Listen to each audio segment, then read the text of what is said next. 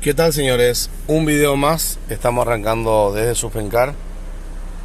En este taller disponemos de diagnóstico electrónico de suspensión y ahora nos está llegando esta hermosa Land Cruiser 2023 para hacer un ajuste de preentrega.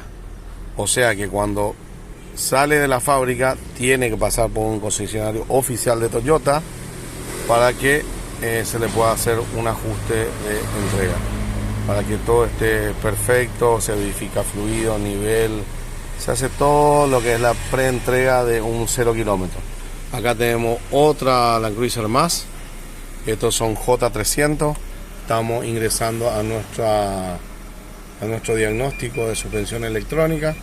Ahí vamos a determinar cualquier ruidito, cualquier falla que tenga la camioneta.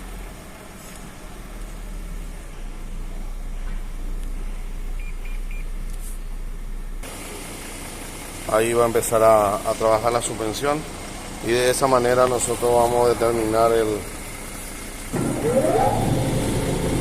Ahí está funcionando.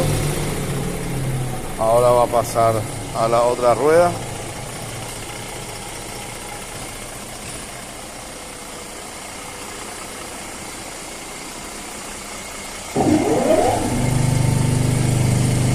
Para que usted vea mi mano que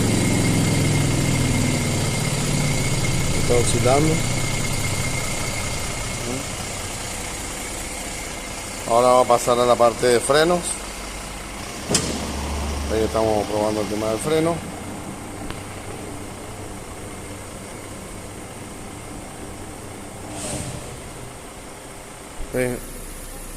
Ahí, esta sería la camioneta. Ya tenemos la otra camioneta con el mismo característica de diagnóstico le vamos a hacer para que todo esté en perfecta condición. Lo esperamos para hacer el diagnóstico electrónico de suspensión.